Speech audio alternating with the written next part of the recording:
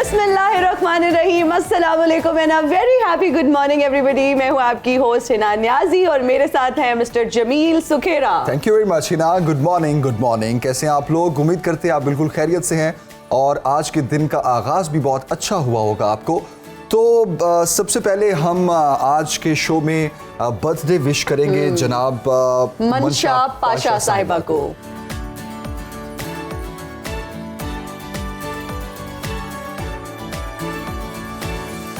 Happy birthday to you, happy birthday to you, happy birthday मंशा Pasha, happy birthday। भाई मंशा पाशा जो है वो अक्टूबर 19 को 1987 को हैदराबाद में पैदा हुई और उन्होंने अपने फनी करियर का आगाज 2011 में सीरीज हमसफर से एक छोटे से कैरेक्टर से किया, जिसके बाद वो ड्रामा सीरियल शहरेज़ाद में नजर आई और इस कैरेक्टर के बाद उनको बहुत ज़्यादा पजीराई मिली और उसके बाद फिर उन्होंने बहुत सारे ड्रामा सीरियल्स किए, जिसमें शरीके हयात, शहरे अजनबी, हम तेरे गुनाहगार, लिफंगे परिंदे, बेवफाई, तुम्हारे नाम, आंगन, दरार, पानी दा बुलबुला, वफा और कोयल समेत मुतअद्दिद ड्रामों में अहम किरदार करते हुए वो नजर आई हैं। वंस अगैन हैप्पी बर्थडे मंशा पाशा साहिबा, many many happy returns of the day. बिल्कुल। और एक बात तो प्रूव हो गई है जब हमारी टीम रिसर्च कर रही थी और मंशा साहिबा का बर्थडे जो है उसकी जब डिटेल सामने आती है तो इंटरनेट पे इतना बड़ा बड़ा झूठ बोला होता है। खास तौर पर अभी आपने जिस तरह बताया कि वो 19 अक्टूबर 1987 को पैदा। अच्छा, ये जो 1987 है ना, ये भी और जो डेट एंड मंथ है वो भी डिफरेंट साइट्स पे आपको डिफरेंट मिलते हैं। तो जब तक आपकी बात नहीं होती सेलिब्रिटी से या जिसको भी आप बर्थडे विश कर रहे हैं तब तक कंफर्म नहीं होता कि उनका बर्थडे कब है। अच्छा, वैसे आई थिंक आप बात कर रहे हैं नादिया जमील साहिबा की। इंटरनेट पे उनकी बर्थडे आज के दिन जो है वो मेंशन की गई और जब हमारी टीम ने उनसे कांटेक्ट किया और जब हमने सोचा कि हम उनको ऑन कॉल लेंगे, स्काइप पे लेंगे और उनसे बात करेंगे और उनको बर्थडे विश करेंगे, तो हमें पता चला कि आज उनकी बर्थडे नहीं है। तो 2 अक्टूबर को उनका बर्थडे था। जी बिल्कुल, happy belated birthday Nadia Jamil साहिबा। तो जो भी इंटरनेट पे इंफॉर्मेशन होती है उसको डबल चेक जो है वो आप लोग जरूर कर लिया करें, क्योंकि इंटरनेट पे जो भी चीज अवेलेबल है जरूरी नहीं है कि वो सही हो, वो दुरुस्त हो। और इंशाल्लाह हमारी ट्राई होगी कि हम आपको मुस्तनद जराए से बिल्कुल सही खबर आप तक पहुंचाएं इंशाल्लाह। चले जनाब, अभी हम सैर करने चलते हैं। जनाब, स्कर्दू की वादी तंदल के दिलकश मनाजिर सयाहों के लिए किसी जन्नत से कम नहीं है। वादी से पूरे स्कर्दू का नज़ारा भी किया जा सकता है, तो आए इस वादी की सैर करते हैं।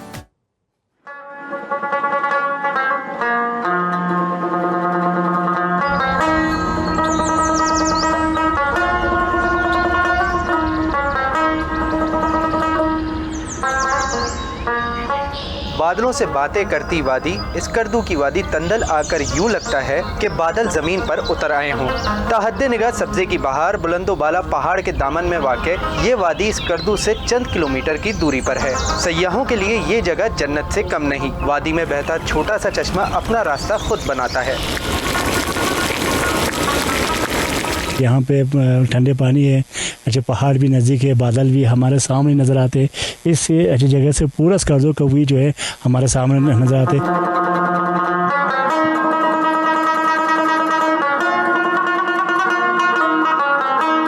मुकामी अफराद का ज़्यादातर गुजर बसर मवेशियों पर है और वो खुले दिल से सयाहों का इस्तकबाल करते हैं। हमारा इलाका बहुत खूबसूरत जगह है सर। यहाँ पर हर जगह में सरसब्ज़ है, पानी बहुत बेहतरीन, पूरा बल्तिस्तान से एक नंबर पानी है यहाँ पर। हमारे ये इलाके बहुत खूबसूरत और मेहमान नवाज है। यहाँ लोग आ गया तो हम लोग वेलकम बोलते हैं। वादी तंदल से पूरे स्कर्दू का नज़ारा किया जा सकता है। यहाँ आने वालों का वापस जाने को जी ही नहीं चाहता। मोहम्मद अली अंजुम, सुनो टीवी, तंदल, स्कर्दू। तो जनाब, हसीन वादी स्कर्दू की वादी तंदल के दिलकश मनाजिर आपने देखे, मुझे तो बहुत पसंद आए और मैं प्लान कर रहा हूँ कि नेक्स्ट में ज़रूर विजिट करूँगा इसको। मैं भी इंशाल्लाह ज़रूर विजिट करूँगी। बहुत सारे ऐसे खूबसूरत मकामात हैं जहाँ पर मैं नहीं गई अपनी फैमिली के साथ, यकीनन आप लोगों में से बहुत सारे लोग वहाँ नहीं गए होंगे। तो हमारा मकसद ये होता है कि इस तरह की जगहों की जो है ना सैर कराई जाए ताकि आप अपनी विश लिस्ट में इजाफा कर सकें और अपनी फैमिली के साथ इन खूबसूरत मकामात की सैर कर सकें। बिल्कुल, और बहुत सी ऐसी जगह है जहाँ पर बहुत ज़्यादा टूरिस्ट पोटेंशियल है लेकिन वो आवाम की नज़रों से ओझल है। तो हमारी ये भी कोशिश है कि वो तमाम स्पॉट्स भी आपको दिखाए जाएं जहाँ पर जाकर आप इंजॉय कर सकते हैं। और इन जगहों को तलाश करने का हमारा एक तो मकसद ये भी है कि सयाहत को फ़रोग़ दिया जाए, और दूसरी बात ये कि जब भी कोई नई जगह दरियाफ्त होती है और तो क्या है कि वो बहुत नीट एंड क्लीन होती है, बिल्कुल साफ सुथरी होती है। वहाँ पे नेचर जो है वो बहुत ज़्यादा वहाँ पर इंजॉय करने का मौका मिलता है, क्योंकि बाकी जगहों पर गंदगी और रश और पोल्यूशन और इन सारी चीज़ों को फेस करना पड़ता है। तो जनाब ये तो थी वादी तंदल स्कर्दू की। आगे बढ़ते हैं और आज जो है वो जुबैदा खानम साहिबा को मदाहों से बिछड़े 9 बरस बीत गए हैं। अदाकारी से गुलकारी तक कामयाबियां उनका मुकद्दर बनी। कानों में रस खोलती आवाज़ सुपरहिट गीतों की जमानत बन गई। अभी बात करते हैं अदाकार सलीम नासिर साहब की। मदाहों से बिछड़े 33 बरस बीत गए हैं। टीवी से लेकर फिल्मी पर्दे तक उन्होंने हर किरदार में भरपूर सलाहियतों का मुजाहिरा किया। वर्सटाइल अदाकार। आंगन टेढ़ा जो ड्रामा है मेरे बचपन में मेरा one of the favourite drama होता था ये ना। और जो सलीम नासिर साहब का जो करैक्टर है ऐसा करैक्टर था कि आप स्क्रीन से नजर भी नहीं हटा सकते। आप अगर खाना खाते हुए देख रहे हैं ये ड्रामा या कोई भी और एक्टिविटी चल रही है, लेकिन आप जब सलीम नासिर साहब आए स्क्रीन पे तो आप अपनी नजरें कहीं और नहीं जो है ना लेके जा सकते थे, आप स्क्रीन से हट नहीं सकते थे। और इस ड्रामे में तो जो उनका करैक्टर था ना बहुत इम्पैक्टफुल था और इतना कैची था कि आप इंतजार कर रहे होते थे कि अब अपीयरेंस कब होगी सलीम नासिर साहब की। और फिल्म ज़ेबुन निसा में भी अगर उनके कैरेक्टर की बात करें, चॉकलेटी हीरो वहीद मुराद के साथ उन्होंने जिस फिल्म में वो कैरेक्टर प्ले किया वो भी बहुत इम्पैक्टफुल था। और जितने भी उन्होंने कैरेक्टर्स किए वो छा जाने वाले कैरेक्टर्स हैं। और आप जिस तरह से बता रहे थे कि आपके बचपन में आप उनको देखते थे, तो अब हिना ये कहना चाह रही है कि मैंने अपने बचपन में उनको नहीं देखा। मैंने एक्चुअली नहीं देखा, लेकिन आई नो अबाउट हिम और मैं बहुत कुछ उनके बारे में जानती हूँ। लेकिन जी बिल्कुल डिस्कशन बहुत लंबी हो जाएगी व्यूअर्स, क्योंकि मैं अगर मैं इतनी पुरानी नहीं हूँ। जमील अपने बचपन में मैं हिना से ये करूंगा कि अच्छा आपके बचपन में आपने ये ड्रामा क्यों नहीं देखा, तो हिना ये जवाब नहीं देंगी कि मैं कार्टून्स देखती थी या कुछ और देखती थी। हिना कहेगी कि आई डोंट नो, मेरे बचपन में तो ये ड्रामे नहीं थे। मेरे बचपन आपके बचपन में क्या था? मेरे बचपन के दिन में क्या था? हम सफर जैसे ड्रामे थे मेरे बचपन में। और हम सफर मंशा पाशा का जो ड्रामा जिसकी आपने बात है ना, ये बहुत टू मच हो गया है। नहीं, मैं ग्रेड 9th में थी जब ये ड्रामा लगा करता था। बचपन में बताए, बचपन में कौन सा ड्रामा था? आप अच्छा, ऐनक वाला जिन वो आपके बचपन में था? बचपन में था। बचपन का ड्रामा। और नर्सरी प्रेप में जब मैं थी, प्ले ग्रुप में थी, वो ऐनक वाला जिन वो drama. Oh my God Hina, ये वाकई टू मच हो गया। इस बात पे ब्रेक लेना बनता। ब्रेक के बाद वापस आते हैं, महंगाई पर बात करेंगे। And we are right back after the break. You are watching Suno Pakistan, सुबह की हर बात। और अब हम बात करेंगे महंगाई की। मार गई महंगाई, बिल्कुल मार गई महंगाई। और महंगाई पर बात करने का मकसद ये है कि कल हम अवाम में निकले और हमने अवाम की राय जानी कि मियाँ बीवी और 2 बच्चों के साथ महीने का कितना खर्चा हो कि आपका एक अच्छा गुजारा हो। बच्चों की नीड्स, आपकी अपनी नीड्स, घर के किराए, ग्रॉसरी, यूटिलिटी बिल्स, अगर बच्चे स्कूल जा रहे हैं तो बच्चों की फीस। तो इन आज के हालात में जब महंगाई इतनी ज़्यादा है तो वो गुजारा कैसे हो, अवाम का रद्द-ए-अमल क्या था, ये पहले वो जानते हैं। इनकम हो उसके अंदर ही चादर के अंदर पैर फैलाओगे तो जाहिर बात है आप हो जाएगा। अब चादर से बाहर निकालोगे तो मुश्किल है। कोई बिल्कुल वो तो बात ही नहीं करो उसके बारे में। गुजारा कहाँ होता है, बस ये सोच ले गुजारा बस सफेद पोशी चला रहे हैं, बस यही सोचो। जी बहुत परेशानी होती है। मैं ना बहुत मुश्किल से गुजरता है। टमाटर इतना महंगा, प्याज महंगा, महंगे चावल, हर चीज महंगा। बस 20,000 की तनख्वाह का एक बंदा हो, 6,000 वो मकान का किराया दे, 4 बच्चे, 2 मियाँ बीवी, 1 बूढ़ी माँ। अब उसमें जितने आपके ये सदर हैं असेंबली में बैठे हुए हैं ना, ये 20,000 में मुझे महीने का खर्चा चला के दिखाएं। क्या जो पहले दौर में हुक्मरान थे, आवाम बिल्कुल हाजी नमाजी थी, वहाँ चोरी नहीं होते थे, वहाँ कोई बुराई नहीं थी। उस मुल्क में, उस रियासत में वहाँ कोई बुराई नहीं थी। हमारी आमदनी अगर 1 लाख है तो खर्चा हमारा 2 लाख का हो गया। जब आवाम में शऊर ही नहीं होगा, वो निकलेगी ही नहीं। वो कह रही है बस खुद ब खुद ही सब कुछ सेट हो जाएगा। हरकत में बरकत है, जब तक हरकत ही नहीं होगी कुछ भी नहीं होगा। व्यूअर्स, आवाम की राय आपने जानी और अब इस टॉपिक पर बात करने के लिए हमें ज्वाइन किया है माहिर मुआशियात आसिफ बेग साहब ने। आसिफ बेग साहब, बताइएगा कि महंगाई को किस तरह से कंट्रोल किया जा सकता है? बिस्मिल्लाहिर्रहमानिर्रहीम। आपने ये जो जिक्र किया है महंगाई का, ये पिछले काफ़ी लंबे अरसे से महंगाई पाकिस्तान में और बहुत तेज़ी से बढ़ी है और इसके असरात जो हैं वो बहुत ज़्यादा आम आदमी की ज़िंदगी पे है।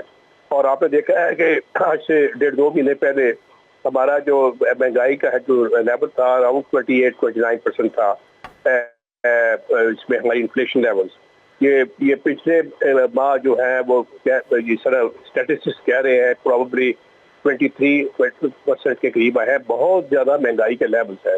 अब महंगाई की कई वजूहात हैं, जिसमें से एक मेजर जो वजूहात हैं उनमें है कि जो यूक्रेन की वॉर है उसकी वजह से एक बहुत सुपर कमोडिटीज़ का प्राइस साइकिल दुनिया में चल रहा है। उसमें तमाम कमोडिटीज़ की कीमतें बहुत बढ़ गई हैं, ऑलमोस्ट ऑल टाइम हाई है। खासतौर पे तेल की कीमतें और LNG गैस की कीमतें और उसके अलावा और जो एडिबल ऑयल की कीमतें वगैरह थी, लेकिन उनमें अब नीचे की तरफ तो उसमें मूवमेंट हो रही है। लेकिन पाकिस्तान में एक एडिशनल फैक्टर है कि हमारी करेंसी जो है डॉलर के अगेंस्ट बहुत अनस्टेबल है और इसमें बहुत ज़्यादा गिरावट आई। आपने देख ही लिया है कि ये 200 फ्री मार्केट में डॉलर तकरीबन 245 तक जाके अब तकरीबन 225-26 के करीब है फ्री मार्केट में। और बहुत ज़्यादा हमारी रुपये की डेप्रिसिएशन हुई है और हम पाकिस्तान में ये तमाम चीज़ें, एनर्जी, एडिबल ऑयल, इवन हमारा एग्रीकल्चरल मुल्क है, 70% दालें जो हैं वो पाकिस्तान में इंपोर्ट हो रही है। और अब हमने बिल्कुल इंपोर्ट को बड़ा फ्री किया हुआ है और इंपोर्ट एक्सपोर्ट में बहुत बड़ा ट्रेड इम्बैलेंस है।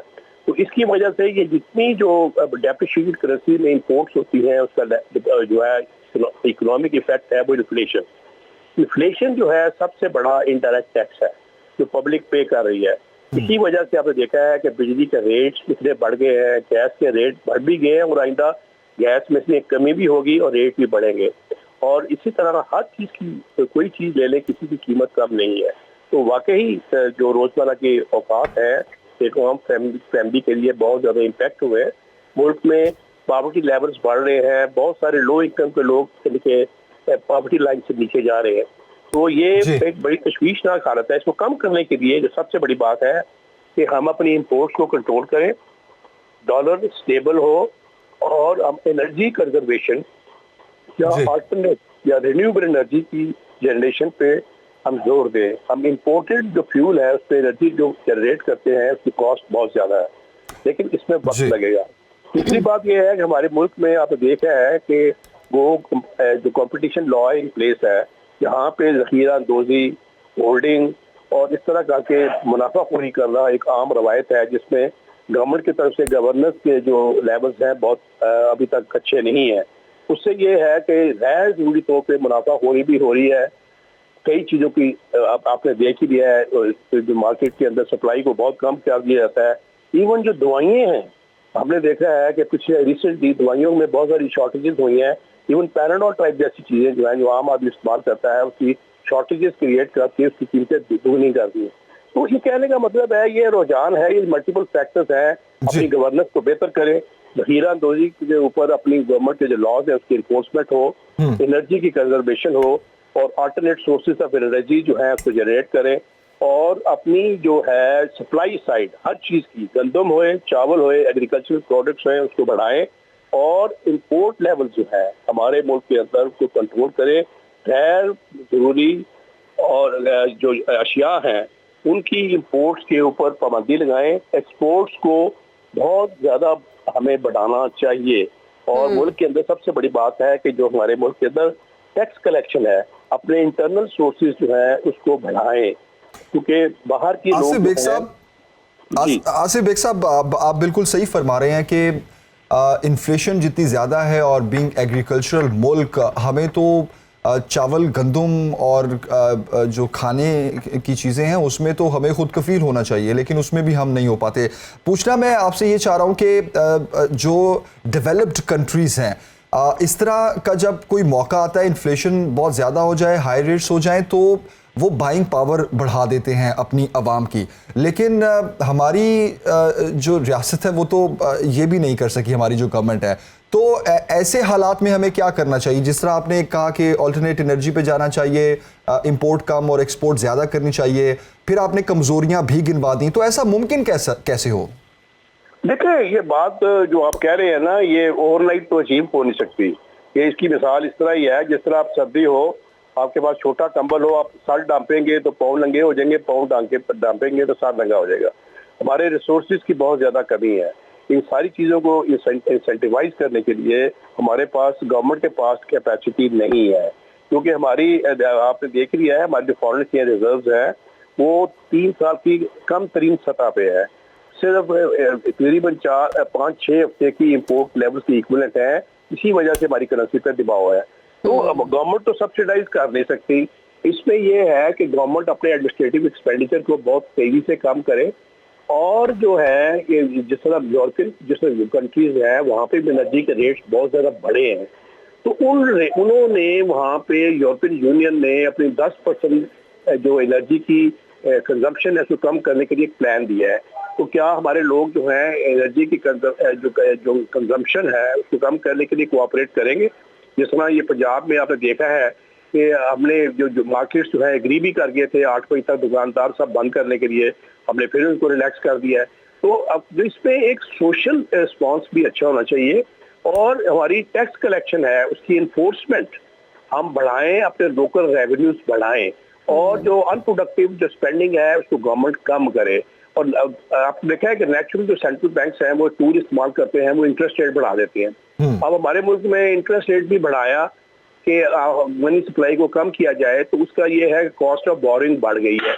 जब कॉस्ट ऑफ बोरिंग बढ़ेगी तो आपको पता है आपकी कॉस्ट ऑफ प्रोडक्शन बढ़ जाएगी, और उसका इन्फ्लेशन पे और इफेक्ट आएगा, या मुल्क में ग्रोथ नहीं होगी। ग्रोथ नहीं होगी तो नए जॉब्स क्रिएट नहीं होंगे, लोगों के पास डिस्पोजेबल इनकम नहीं होगी। तो ये एक रिवर्स साइकिल है।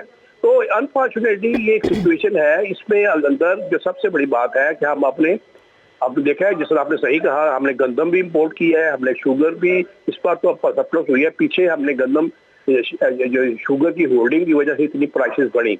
तो ये इन्फ्लेशन के जो फैक्टर्स हैं उसमें ग्लोबल फैक्टर्स, इम्पोर्टेड जो इन्फ्लेशन भी है, हमारे अपने अंदर, मुल्क के अंदर भी कई सेक्टर्स ऐसे हैं जिनको अनप्रोडक्टिव तरीके से हमने इंसेंटिवाइज किया हुआ है, और खास तौर पे टैक्स चोरी जो है उसकी तरफ हमारी गवर्नमेंट की गिरफ्त अभी तक नहीं बन रही। तो हमने देखना है कि हम अपने अच्छे सेक्टर्स आइडेंटिफाई करें। जिस तरह पाकिस्तान में बहुत पोटेंशियल है आईटी इनेबल्ड जो इंडस्ट्रीज हैं उनकी एक्सपोर्ट्स बढ़ाना। इंडिया की $200 बिलियन से ऊपर आईटी की एक्सपोर्ट्स है, पाकिस्तान की 4-4.5 बिलियन है। तो हमारे अंदर बहुत पोटेंशियल है, यंग पॉपुलेशन है, हमारे मुल्क में डिमांड है, लोग हमारे कंट्रीब्यूट कर सकते हैं। हम तेजी से, हमें लो हैंगिंग फ्रूट्स को भी तलाश करना पड़ेगा कि अपनी आईटी एक्सपोर्ट्स बढ़ाएं, जिसमें हमें मैन पावर, स्किल्ड जो वर्कर्स हैं उनको डेवलप करके इंटरनेशनल स्टैंडर्ड्स को मीट करें, और हमारे यहाँ पे जो इंडस्ट्री है उसको कंपेटिटिव रेट पे बिजली गैस दें, ताकि वो इंटरनेशनल लेवल पे या रीजनल लेवल पे कम्पीट कर सकें, अपनी एक्सपोर्ट्स को बढ़ाएं। तो ये एक बहुत बड़ी I should say to do list है। ये इसमें इंफरादी तौर पे तो है ही है, लेकिन गवर्नमेंट की तरफ से, सोसाइटी की तरफ से एक बड़ी एक कलेक्टिव विजडम के साथ हमें काम पेशरफ करना पड़ेगा। तो ये इसमें मेरे नुक्ता नजर से शॉर्ट रन में बहुत जल्द, अगर आप कहें आने वाले महीने 2-3 महीने में, इसका कोई सोल्यूशन नजर नहीं आता, क्योंकि हमने IMF के प्रोग्राम में है, उन्होंने हम पे ऊपर पाबंदियां लगाई हैं। हम सब्सिडी नहीं दे सकते, बिजली के लॉसेज हम गवर्नमेंट खुद एब्जॉर्ब नहीं कर सकती, पब्लिक को पास ओवर करने पड़ेंगे। ये शराइत हमने एक्सेप्ट की है, क्योंकि हमें, तो ये सारी इन वजूहात की वजह से अनफॉर्चुनेटली कैजुअलिटी जो है वो कॉमन मैन है। यानी कि उसको। आसिफ बेग साहब, आपने IMF का जिक्र किया, आपकी बात ठीक है कि बहुत सी सैंक्शन से हमें गुजरना पड़ता है फिर, और उनकी बहुत सी ऐसी शराइत माननी पड़ती हैं। सब्सिडी का मामला भी बिल्कुल आपने सही फरमाया।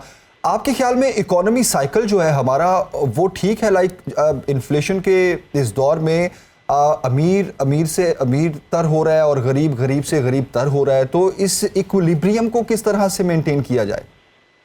देखिए, उसमें अब प्रॉब्लम ये है कि यही जो इशू है ना, ये unfortunately this is all the result of capitalistic system. उसमें यही प्रॉब्लम जो है, even developed countries like US या ऑल ओवर द वर्ल्ड ये प्रॉब्लम चल रहा है। दुनिया की इस वक्त सबसे बड़ी कैपिटलाइजेशन वाली कंपनीज जो हैं वो 5 IT की कंपनीज है, जिसमें गूगल ले लें, माइक्रोसॉफ्ट ले लें, फेसबुक ले लें, ये अमेजोन ले लें, ये सारी कंपनीज वो हैं। तो अनफॉर्चुनेटली जो दौलत है उसकी कंसंट्रेशन उसी तरफ जा रही है। तो अनफॉर्चुनेटली आप ये हम कह सकते हैं, probably I think we are probably asking for utopia under the current circumstances. उसमें अंदर हमें देखना होगा कि इंसिडेंट्स ऑफ टैक्सेशन, यानी कि टैक्सेशन का जो बर्डन है वो आदमी की पेइंग कैपेसिटी के हिसाब से रिलेटेड हो। अब देखा है पाकिस्तान में जो सैलरीड पेशा है उसके ऊपर इन्होंने टैक्सेशन के रेट्स बहुत ज्यादा बढ़ा दिए हैं, और अनफॉर्चुनेटली जो हमारा जो बहुत सारा रिटेल में या तिजारत में बहुत सारा तबका ऐसा है जिसको बहुत सारी मुरादात है। तो अनफॉर्चुनेट, और नंबर 2 जो सबसे बड़ा एक और मसला है कि हमारे मुल्क के अंदर अनफॉर्चुनेटली पिछले एक्स नंबर ऑफ ईयर से प्राइवेटाइजेशन नहीं हो रही, और ओवर तकरीबन 1,400-500 अरब रुपए के हमारे जो स्टेट ओन्ड एंटिटीज हैं उनके एनुअल लॉसेज है। PIA हो गया, रेलवे हो गया, इस तरह के बेशुमार अदारे हैं जिनके लॉसेज है, जो अल्टीमेटली गवर्नमेंट दे रही है, जिसका अगेन बर्डन जो पब्लिक पे है। तो कहने का मतलब है हम प्राइवेटाइज करें, लॉस मेकिंग एंटिटीज को जो है कम से कम से आने वाले दिनों में फिस्कल ब्लीडिंग ना हो, गवर्नमेंट के ऊपर बर्डन ना आए। तो ये सारे इश्यूज जो हैं अनफॉर्चुनेटली हमारे मुल्क के अंदर बहुत सारी पॉलिटिकल नॉइज है, कंसेंसस किसी बात पे हो नहीं सकता। अगर प्राइवेटाइजेशन की कोशिश करें तो आपको कहेंगे कि ये इन्होंने हमारी हिस्ट्री भी यही रही है कि इन्होंने करप्शन की है, कोई चीजें प्राइवेटाइज नहीं हो रही। अब स्टील मिल देख लें, पिछले कई सालों से ये बंद पड़ी है, उसके ऊपर मुलाजमीन रखे हुए हैं, उसके लॉसेज बढ़ते जा रहे हैं, प्रोडक्शन हो नहीं रही। PIA के जो है इस वक्त 650 बिलियन रुपए से ज्यादा के लॉसेज है, हम कुछ फैसला साजी नहीं कर सक रहे। तो अनफॉर्चुनेटली ये कई फ्रंट्स हैं जिसके अंदर मुल्क के अंदर फिस्कल ब्लीडिंग हो रही है। तो हमें ये एक कलेक्टिव एफर्ट्स के थ्रू मुल्क के अंदर जो इकोनॉमिक प्रायोरिटीज हैं उसमें विदाउट पॉलिटिकल कंसिडरेशन को कंसीडर करते हुए, कंसेंसस क्रिएट करते हुए अपने जो लॉस मेकिंग एंटिटीज हैं उसको शेड करें। एक प्राइवेट सेक्टर में एक लीन और स्मार्ट मैनेजमेंट के तहत इन इदारों को चलाए ताकि वो प्रॉफिटेबल बने। कम से कम गवर्नमेंट में फर्दर लॉसेज जो है आने बंद हो जाएं, जो अल्टीमेटली गवर्नमेंट पब्लिक पे पास ओवर करती है। तो ये भाई ये एक बहुत लंबी सूरत हाल है। इसमें तो एक छोटे से आपके प्रोग्राम में तो बात को कंक्लूड हम इतनी आसानी से नहीं कर सकेंगे। आसिफ बेग साहब, आपने बहुत अच्छी बात की कि लॉस मेकिंग एंटिटीज को शेड करना चाहिए। मुझे ये बताइए, इस महीने महंगाई की जो शरह है वो नीचे आई है, क्या आने वाले महीनों में महंगाई को नीचे आते देखते हैं? देखिए, वो अगर थोड़ी सी बात लंबी ना हो जाए तो वो एक दफा इंडिया के प्राइम मिनिस्टर जब सोवियत यूनियन होता था वहां गए तो वहां पे इंडियन एक मिनिस्टर ने, वहां के प्राइम मिनिस्टर कोसिजिन थे, उनसे कहा कि हमारे मुल्क के अंदर बम्पर ग्रेन की क्रॉप हुई है और सरप्लस है। उन्होंने कहा कितनी टनेज है, उन्होंने कहा इतने टन। तो रशिया की भी देखा, इंडिया की पॉपुलेशन के हिसाब से उनकी टनेज भी बहुत अच्छी थी। तो उन्होंने कहा, प्राइम मिनिस्टर ने हंस के कहा, if you don't give anything to your people to eat you will end up with a surplus. तो कहने का मतलब है कि अगर आप लोगों के अंदर उनको खर्चने की, इस्तेमाल करने की, या सिर्फ उनको ऑक्सीजन प्रोवाइड करने की आपकी प्रायोरिटी है तो फिर नेचुरली इन्फ्लेशन लेवल कम आएंगे। एक आदमी एक रीजनेबल लेवल से हेल्दी लाइफ गुजारे और अपनी मेडिकली अलाउड या मेडिकली रिकमेंडेड कैलोरीज को इनटेक करे ले, जिसमें हमारे सेहतमंद बच्चे पैदा हों और उनके मेंटली स्टंटेड ना हो, और वो सारी चीजें पैदा करने के लिए हमको स्पेंड करना पड़ेगा जो उनके पास पैसे नहीं है। लेकिन मैं तो कर रहा हूँ कि आने वाले दिनों में थोड़ा सा जो डॉलर में, मतलब आई एम इनक्योरेबली ऑप्टिमिस्ट, आने वाले दिनों में हम देख रहे हैं कि थोड़ी सी डॉलर में थोड़ी सी पाकिस्तान में कमी आई है, करेंसी थोड़ी सी बेहतर होनी शुरू हुई है और गवर्नमेंट के कुछ स्ट्रीमलाइन हो गई है और स्टेट बैंक ने अपना इंटरेस्ट रेट भी इसको अपना कायम रखा है। शायद आने वाले दिनों में 0.25% आधा परसेंट कम हो जाए। तो अगर इंटरेस्ट रेट नीचे आएंगे और नंबर 2 तो उसमें हमारी जो लॉसेस, आपको पता है फ्लड भी एक एडिशनल हमारे लिए एक प्रॉब्लम बना है इस सेंस में कि हमारे पास जो लिमिटेड रिसोर्सेज थे उनकी एलोकेशन हमें चेंज करनी पड़ेगी क्योंकि हमने लोगों को रिहेबिलिटेट करना है, इंफ्रास्ट्रक्चर बिल्डअप करना है। तो ये सारी सूरत हाल इस तरह है कि हमें इंटरनेशनल सपोर्ट कितना मिलती है, हमारे लोन्स जो हमारी जो इंस्टॉलमेंट्स हैं उन पे हमें रिलैक्सेशन जो है रोल ओवर किस तरह आने वाले दिनों में होता है, हमारी करेंसी का बिहेवियर किस तरह होगा। लेकिन आई एम पॉजिटिव, प्रोबेबली हमारी जो इन्फ्लेशन हमारे मुल्क में पीक कर चुकी है और इसकी जो डाउनवर्ड ट्रेजेक्टरी है वो प्रोबेबली नीचे की तरफ होगी, किस स्पीड से होगी it is difficult to predict. लेकिन आसिफ बेग साहब ये भी बताइएगा कि क्या ऑयल की प्राइसेस भी नीचे आएंगी?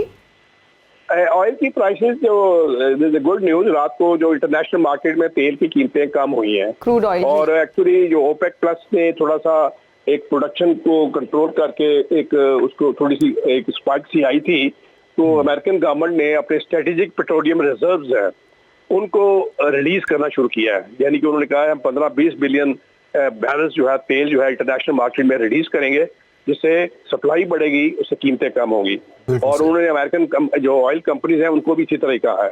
तो कल रात को जो तेल की कीमतें कम हुई, अराउंड $83 पर बैरल जो अमेरिकन क्रूड है और जो बिलो 90 जो है ये ब्रेंट क्रूड आ गया है। तो मैं पर्सनली देख रहा हूँ, लेकिन अब देखें ना ये सारी बातें साथ साथ चल रही हैं। विंटर भी आ रहा है, विंटर आ गया है, तो विंटर में उसकी डिमांड भी बढ़ेगी एनर्जी की, तो ये उसमें तो प्रोबेबली जो सप्लाई साइड अगर बढ़ेगी, उसकी डिमांड अगर एक्सपेंशन होगी तो प्रोबेबली ये फैक्टर सारे न्यूट्रलाइज हो जाएंगे। लेकिन I think one can say कि आई थिंक दुनिया के अंदर, यूरोप के अंदर खास तौर पे इस बार इंग्लैंड में भी वो कह रहे हैं 3 घंटे के ब्लैकआउट्स होंगे। जर्मन इकोनॉमी बहुत बुरी तरह इफेक्टेड है। तो कहने का मतलब है ये सारे जो उन्होंने अपनी एनर्जी कंजर्वेशन इसके ऊपर अब एम्फेसिस है, अल्टरनेट सोर्सेज ढूंढ रहे हैं, रिन्यूएबल एनर्जी जनरेशन के ऊपर फोकस जा रहा है। तो ये देखिए विंड एनर्जी खासतौर पे उन मुल्कों में बड़ी इंपॉर्टेंट है। तो कहने का मतलब है कि ये आने वाले दिनों में मैं देख रहा हूँ कि प्रोबेबली बहुत बड़ी इसमें क्रूड ऑयल में फर्दर इंक्रीज नहीं होगा। देयर आर मोर चांसेस के स्लाइटली डाउनवर्ड उसकी मूवमेंट हो। बिल्कुल सही। आसिफ बेग साहब बहुत शुक्रिया, thank you very much for joining us. और बहुत तफसीली इस पर अब बात हुई है आज हमारी कि आने वाली महंगाई क्या नीचे जाएगी या नहीं, क्योंकि अगर कंपैरेटिवली देखा जाए पिछले महीनों की निस्बत तो इस महीने महंगाई की शरह नीचे आई है। तो उम्मीद यही की जा रही है कि आइंदा आने वाले महीनों में ऑयल प्राइसेस नीचे आएंगी और महंगाई भी नीचे आएगी। अब मैं एक चीज़ ज़रूर इसमें ऐड करना चाहता हूँ हिना कि इस पूरी बात को अगर कंक्लूड किया जाए और अगर हमारे इदारों को ब्लेम करने की बजाय हमारा हर शुबा कोलैप्स तो कर ही जाता है क्योंकि मैनेजमेंट नहीं है, लेकिन उसके अलावा अगर इंडिविजुअली भी देखा जाए ना तो हम अपना पार्ट अदा इसलिए नहीं कर रहे क्योंकि हमारे ठाट बाट खत्म नहीं होते। बिल्कुल, हम गरीब मुल्क होने के बावजूद हमारे ठाट बाट ऐसे हैं कि जो अमीरों के भी नहीं होते। और ख़ास तौर पर अगर हमने इंटरनेशनल मार्केट में अपने कदम जमाने हैं, हमें अपने हमसाया ममालिक से सिर्फ एक चीज़ सीखनी चाहिए कि उनकी ऑनेस्टी और हमारी ऑनेस्टी में कितना फर्क है। अमेज़न ने कितने अकाउंट्स पाकिस्तान के बैन कर दिए हैं, डजन्स ऑफ अकाउंट्स, ठीक है। तो क्या है कि आप अपनी पाकिस्तान की पिक्चर ही पूरी खराब कर देते हैं। आपको इस चीज को बहुत बिल्कुल डिस्टॉर्ट होता है, बिल्कुल हमारा इमेज इतना डैमेज होता है। और फिर हमें अगर इंटरनेशनल मार्केट में कदम रखना है, कम्पीट करना है, अपने मुल्क के बारे में सोचना है, तो हमें ये चीजें अपनाना होगी जनाब। एक ब्रेक लेते हैं, ब्रेक के बाद वापस आते हैं। देखते रहिए सुनो पाकिस्तान, सबकी हर बात। And we are right back after the break. You are watching Suno Pakistan और अब हम बात करेंगे 6 दहाइयों की बाअसर तरीन खवातीन की, जिसमें पहला नंबर है जी क्वीन एलिजाबेथ II का। एक सर्वे किया गया लंदन में और 27,000 लोगों ने बताया कि उनके मुताबिक सबसे ज़्यादा बाअसर खातून जो हैं वो क्वीन एलिजाबेथ II हैं। और जनाब आपने जिस तरह सर्वे का जिक्र किया तो हम अपने नाज़रीन को बताते हैं कि 6 दहाइयों की बाअसर तरीन ख़वातीन में मजीद कौन है? पहले नंबर पर क्वीन एलिज़ाबेथ II, दूसरे नंबर पर क्वीन एलिज़ाबेथ II की बहू लेडी डायना है, जो आज भी लोगों के दिलों में जिंदा हैं और लोग आज भी उनको याद करते हैं। बहुत सारी डॉक्यूमेंट्रीज बनाई गई, बहुत सारी फिल्म्स बनाई गई। और अगर हम तीसरे नंबर पर बात करें तो मदर टेरेसा ने जी बहुत ज़्यादा इंसानों की खिदमत की और मज़हब, रंग, नस्ल, इस सब चीज़ से निकल कर उन्होंने आवाम की बहुत खिदमत की। बेसहारा लोगों के लिए वो सहारा बनी और गरीबों की उन्होंने बहुत मदद की। उनका नाम जो है वो जब भी आएगा इस तरह के लोगों की फहरिस्त में, उनका तीसरा नंबर है लेकिन वो हमारे लिए नंबर 1 ही है। बिल्कुल मदर टेरेसा का उनकी जो पूरी ज़िंदगी है उन्होंने कोई रंग, नस्ल, मज़हब का वो नहीं किया। बिल्कुल वो इससे बालातर होकर उन्होंने सोचा और आवाम की खिदमत की। तो जनाब पूरी जिंदगी उन्होंने आवाम की खिदमत के लिए वक्फ कर दी, which is a big thing। और फेरिस में चौथे नंबर पर अमेरिका से ताल्लुक़ रखने वाली रोज़ा पार्क्स हैं, जो मशहूर शहरी हुकूक की कारकुन थी, जिन्हें तहरीक आज़ादी की माँ भी करार दिया गया। स्वीडन की 19 साला माहौलियाती कारकुन हैं ग्रेटा थनबर्ग। इस फहरिस्त में वो 5वें नंबर पर हैं जनाब। और पाकिस्तान की नोबेल इनाम याफ्ता मलाला यूसुफजई भी बाअसर तरीन ख़वातीन की फहरिस्त में शामिल हैं। 10th नंबर पर जो है मलाला यूसुफजई वो शामिल हैं। She is from Pakistan. तो हमारे लिए भी एक एजाज़ की बात है कि बाअसर ख़वातीन की जहाँ बात हो रही है वहाँ मलाला यूसुफजई की रिप्रेजेंटेशन है और ये भी हमें रिप्रेजेंट करती रहती है। मलाला जो है वो बिल्कुल मलाला बच्चियों की तालीम के लिए एक बहुत स्ट्रॉन्ग आवाज़ हैं और बहुत सी ऑर्गेनाइजेशन के साथ वो अटैच हैं और पाकिस्तान में तालीम के फ़रोग के लिए ख़ास तौर पर हमारे वो इलाके जहाँ पर बच्चियों को स्कूल नहीं जाने दिया जाता, वहाँ पर मलाला बहुत ज़्यादा काम कर रही हैं। तो जनाब ये तो थी लिस्ट उन ख़वातीन की जो पिछली 6 दहाइयों से 60 सालों से बिल्कुल बाअसर तरीन ख़वातीन की फहरिस्त में शामिल हैं। जबरदस्त। कैंडीज जो हैं बच्चों के लिए तो होती हैं, जापान में बड़ों की भी कैंडीज हैं। Really? एडल्ट्स के लिए भी और बूढ़ों के लिए भी। कैंडीज के बारे में जापानीज इतने टची हैं कि आपकी सोच है। लाइक वो कहते हैं कि कैंडीज जो हैं वो सिर्फ ऐसा नहीं कि वो बचपन में आपने खानी है, ठीक है, तो वो ऐसी कैंडीज बनाते हैं और भरपूर तरीके से उसको मार्केट करते हैं और लोग इतना एंजॉय करते हैं उसको, बड़े शौक से खाते हैं। और वो हर उम्र के अफराद के लिए। अच्छा, फिर उसमें कुछ ऐसे इंग्रेडिएंट्स होते होंगे जो शायद शुगर फ्री वो कैंडीज होती हो या जो भी है वो शायद हेल्दी कैंडीज होती हो जो अडल्ट्स के लिए होती हैं, बिल्कुल टीनेजर्स के लिए होती हैं। बिल्कुल। अच्छा, कैंडीज की बात हो रही है तो कैलाश में भी केलाओ नाम की कैंडीज ही कह लें बिकती हैं। बहुत जबरदस्त चीज है जी, वन ऑफ माई फेवरेट। आपने खाई भी? केलाओ मुझे बहुत पसंद है। जब भी सर्दियां आती हैं मेरी कोशिश होती है कि मुझे फ्रेश कोई वहां से ये तोहफा ला के अच्छा, मैंने ना ये कल, वैसे ये क्रेडिट मेरी टीम को जाता है कि मुझे कल पता चला कि केलाओ भी कोई चीज होती है और फिर मैंने इस पे बेतहाशा रिसर्च की और मैंने बहुत सारी वीडियोस भी देखी, लेकिन बगैर वक्त ये कह रही थी मुझे सिर्फ पुलाव का पता था लेकिन केलाओ के बारे में जानकर मुझे खुशी हुई। मुझे बहुत खुशी हुई और अब बहुत दिल कर रहा है कि मैं ये जल्दी से ट्राई करूं। बहुत मजे का होता है। रियली? बनता कैसे है, ये कितने में मिलता है, कहाँ से मिलता है, नाज़रीन को भी दिखाते हैं। जिला गजर की तहसील पूनियाल में तैयार होने वाली मशहूर सौगात केलाओ जो जायके में अपनी मिसाल आप। खुश्क मेवाजात को पहले धागों में परोने के बाद अंगूर के शीरे में डबोकर तैयार किया जाता है, जिसके बाद 1 हफ्ते तक केलाओ को खुश्क करने के लिए धूप में रखा जाता है। अंगूर के रस में ये बनाया जाता है, तो ये हमारे पास जो हमारा लोकल प्रोडक्ट है। और ये जिला गजर की तहसील पूनियाल जो फलों और ड्राई फ्रूट्स की वजह से अपना एक मुनफरिद मकाम रखता है, यहाँ पर आला क्वालिटी के बादाम, अखरोट और खुबानी पाई जाती है। इस इलाके की खास सौगात केलाओ जो लज्जत के एतबार से अपनी मिसाल आप। केलाओ को तैयार करना एक मेहनत तलब काम है। खुश्क मेवाजात को अंगूर के रस में डबोने से लेकर उसे खुश्क करने में भी कई दिन लगते हैं। ऑर्गेनिक केलाओ 2000 से 2500 रुपए फी किलो के हिसाब से मकामी मार्केट में दस्तयाब है। ऑर्गेनिक है हमारे पास। बाज़ार में एक जो है ना दूध के रस से और जो नॉर्मल खजूर होता है जिसकी जो है ना वो कैफियत ख़राब हो चुकी होती है, उसके रस से लोग बनाते हैं। तो हम कोशिश करते हैं वो नहीं रखते। किलाओं की बढ़ती हुई तलब की वजह से आजकल शहतूत से भी किलाव तैयार किया जाता है, जो ऑर्गेनिक किलाओं से दाम में भी कम है और सेहत के लिए मुफीद भी नहीं। मकामी अफराद के मुताबिक किलाओं का इस्तेमाल जहाँ सर्दियों में मुफीद है, कोलेस्ट्रॉल में कमी लाने में भी इंतहाई मुफीद है। जी केलाव आपने बनते देखा कि किस तरह से इसको बनाते हैं, और थोड़ा सा आपको इसके बारे में बता दें, इसके फ़वाइद के बारे में बता दें कि हार्ट पेशेंट्स के लिए बहुत बहुत अच्छी है, करामत चीज़ है, और ब्रेन के लिए बहुत अच्छे। वो तमाम बच्चे जो कैंडीज़ खाने की ज़िद करते हैं और अक्सर अपनी माओ को तंग करते हैं, हमें कैंडी चाहिए, मीठा खाने की उनको क्रेविंग होती है, वो तमाम लोग जो कि मीठा खाने की उनको क्रेविंग होती है, अक्सर ग्रीन टी के साथ इसका कॉम्बिनेशन जो है वो बहुत ज़बरदस्त समझा जाता है।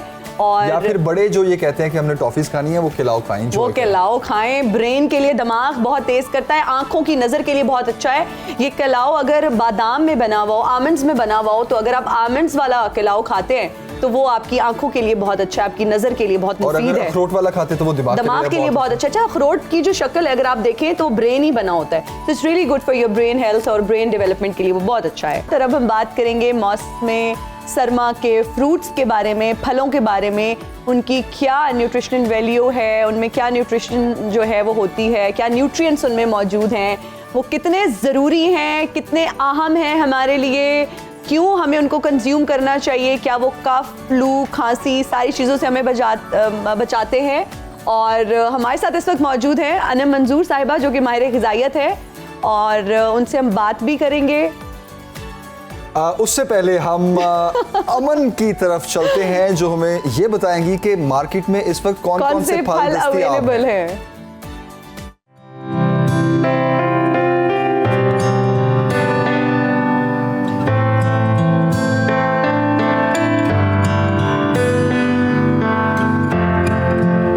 जी हिना, इस वक्त मैं मौजूद हूँ मुल्तान चुंगी की फ्रूट मार्केट में, जहाँ पर तमाम मौसमी फल दस्तयाब हैं, जिनमें सेब, केला, ग्रेप फ्रूट, अनार, मौसमी, पपीता, जापानी फल और बहुत सारे फल मौजूद हैं। आइए हम जानते हैं दुकानदारों से इनकी अफादियत के बारे में और जानते हैं कि हमें कितनी प्राइसेस पर दे रहे हैं। अच्छा भाई, मुझे ये बताओ कि अंगूर किस तरह है? अंगूर ये 250 रुपये किलो है, और ये सुंदरखानी ये 350, और वो जो बड़ा है लाल वाला काला। मुझे ये बताओ कि आजकल सबसे ज़्यादा कौन सा फल बिक रहा है? आजकल ये पपीता और ये काले वाला अंगूर। हाँ जी। और इसके अलावा जो आने वाले मौसम में जो फल हैं उनके बारे में आप मतलब बताओ कि किस तरह आते हैं और कितने में? वो तो जैसे भी लोग जिस फल को भी पसंद करेंगे वो भी ज़्यादा चलेगा ना। मुझे बताइएगा कि आपने अभी जापानी फल और मेरे ख्याल से अनार लिए हैं, और किस तरह आपने लिए? ये तकरीबन 1100 की दड़ी पड़ी है अनार। हाँ। तो आप इस वक्त जो है इस मौसम में सबसे ज़्यादा कौन सा फल अपने घर में इस्तेमाल करते हैं? सेब लेते हैं और अनार लेते हैं।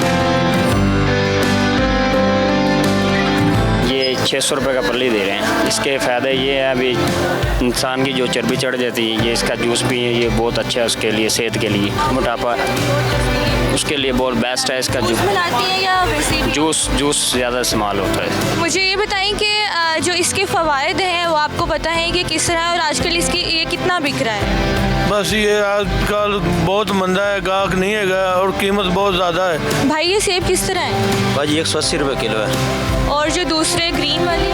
वो जूस वाले सेब हैं, जो डेंगू हुआ ना, डेंगू की वजह से वो जूस वाले हैं, ये खाने वाले सेब है भाजी।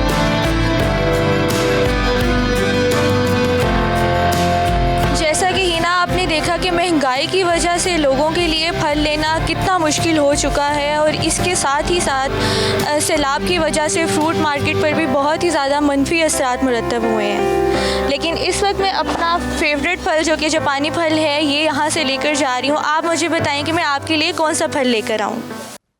अमन हमें बता रही थी कि मार्केट में कौन कौन से फल मौजूद हैं, और तो अमन ने मुझे फल की भी ऑफर किया कि बता दीजिए मैं आपके लिए कौन आ चुका सा है फल? वो फल आपके लिए जापानी फल आए हुए हैं। वो अभी जैसे ही हम क्लोज करेंगे शो तो वो आपने सबसे पहले जापानी फल खाने हैं। अमन का थैंक यू बोलना है। और अमन थैंक यू वेरी मच, आपने हमें बताया कि कौन कौन से फल मार्केट में इस वक्त दस्तयाब है। खैर महंगाई की वजह से जिस तरह दुकानदार भी कह रहे हैं कि हमारी सेल कम हो रही है और फ्रूट मंडी में भी महंगा आता है, हमें महंगे दामों ही बेचना पड़ता है और कुव्वत खरीद लोगों की इस वक्त मुतासिर है और वो फल फ्रूट नहीं खरीद पा रहे। लेकिन मौसम सरमा में ख़ास तौर पर किन्नू फ्रूटर और ग्रेप फ्रूट, इस तरह के फल जो रिच ऑफ विटामिन सी होते हैं, उनका मकसद क्या है और वो सर्दियों में ही क्यों आते हैं, और ये कॉन्सेप्ट कि वो फल खाने से गला खराब हो जाएगा, गला खराब हो जाएगा, ये कितनी बात जो है इसमें हकीकत कितनी है, इस सब पर बात करते हैं और जानते हैं। हम हमारे साथ मौजूद हैं अनम मंजूर साहिबा, न्यूट्रिशनिस्ट हैं। अनम साहिबा कैसी हैं आप? Good morning. वालेकुम अस्सलाम, मैं बिल्कुल ठीक ठाक हूँ। आप लोग को मेरी तरफ से गुड मॉर्निंग। कैसे हैं आप लोग? Good morning. अल्हम्दुलिल्लाह बिल्कुल ठीक।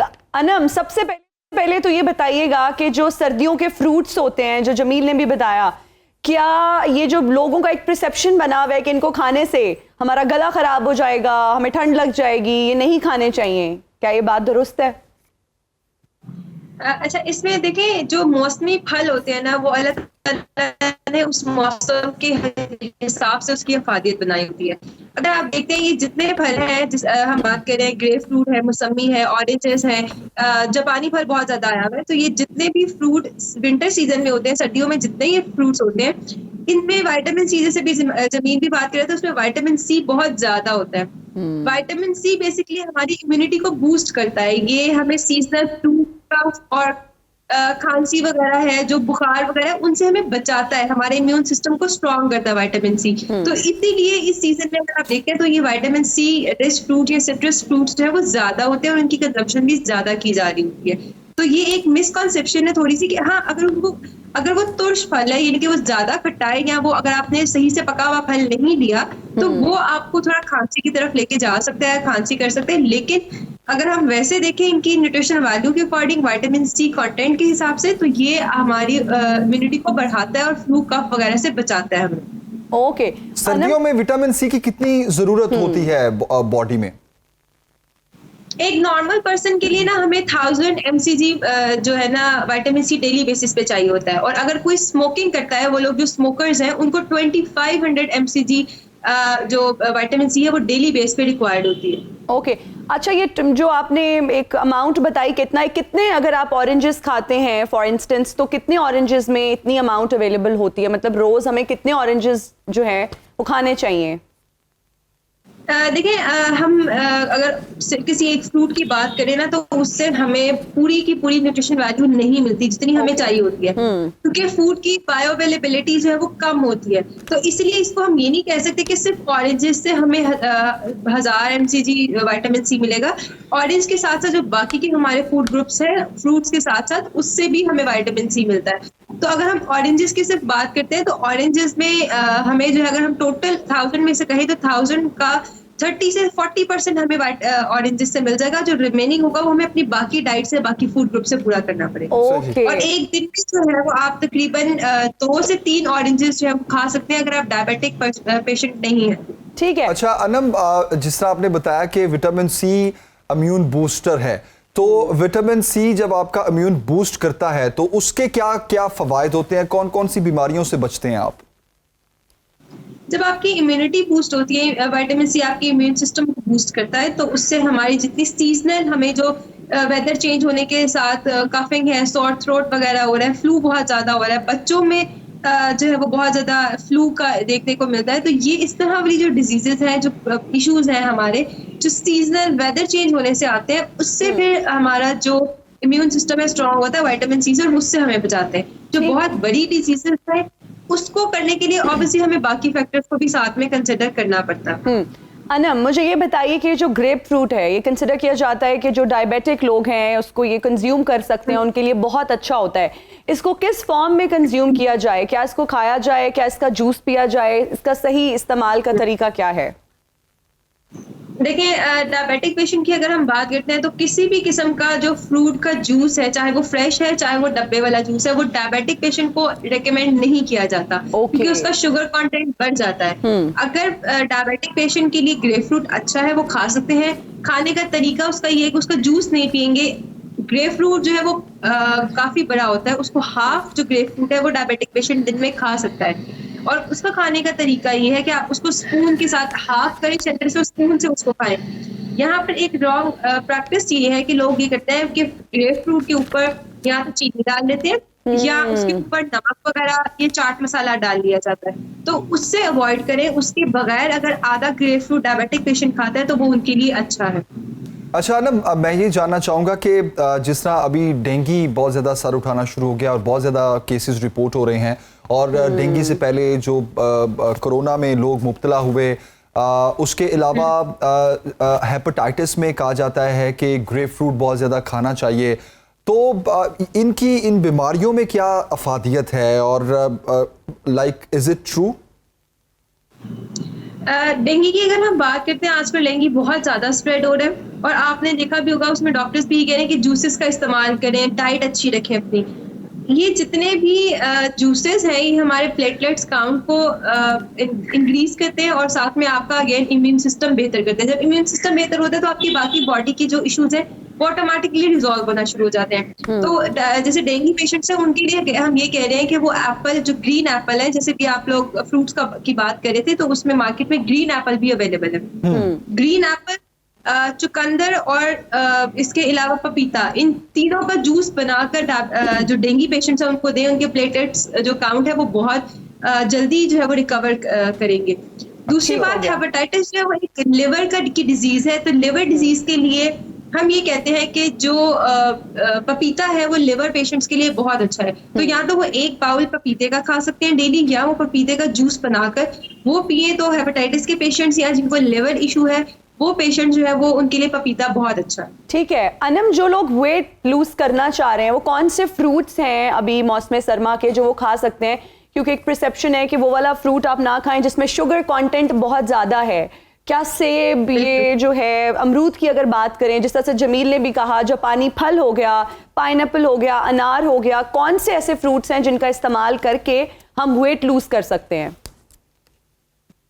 वो फ्रूट्स जिनका शुगर कंटेंट बहुत ज्यादा होता है, उसमें हमारे पास आता है mango, banana, watermelon, melon, grapes and dates. Okay, ये कुछ फ्रूट्स ऐसे हैं जिनका शुगर कंटेंट ज्यादा होता है, और अगर हम कहते हैं कि वेट वॉचर्स हैं या वो लोग जो वेट रिड्यूस करना चाह रहे हैं तो इनका डेली बेसिस पे यूज नहीं करेंगे, वंस अ वीक ले सकते हैं। आजकल के सीजन में ये सारे फ्रूट्स नहीं है सिवाय ग्रेप्स के। तो ग्रेप्स ऐसा है कि आप उसको कंट्रोल्ड अमाउंट में ले सकते हैं, once a week and twice a week. बाकी एप्पल है, गुआवा की आपने अमरूद की बात की है वो ले सकते हैं, ग्रेप फ्रूट है, जापानी फल है, और इसके अलावा आगे मौसमी और ऑरेंजेस वगैरह आना शुरू हो जाएंगे।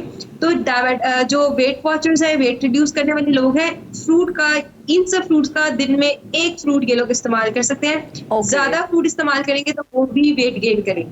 अनम, कहा जाता है कि an apple a day keeps the doctor away, तो बच्चों की ग़िज़ा में एप्पल के अलावा मजीद कौन कौन सा फ्रूट डेली बेसिस पर होना चाहिए जो उनकी नशोनुमा के लिए बहुत अच्छा है? बच्चों के लिए तो जमील देखें, हम कहते हैं सारे फ्रूट्स होने चाहिए बच्चों के लिए। हमने अगर बच्चा ओबीस नहीं है तो उसको हमने प्रॉपर न्यूट्रिशन देनी है, और बच्चे जो है वो ग्रो कर रहे होते हैं ना, ग्रोइंग एज है, तो उनमें हम लोग के लिए फ्रूट्स की कोई रिस्ट्रिक्शन नहीं होती कि आपने ये खाना और ये नहीं खाना। बच्चों को बनाना डेली दें, बच्चों को एप्पल दें, कोई सब जो भी सीजनल फ्रूट है वो बच्चों को एटलीस्ट 2 फ्रूट्स पर डे जो है वो लाजमी दें। बच्चों के लिए फ्रूट्स की कोई रिस्ट्रिक्शन नहीं होती।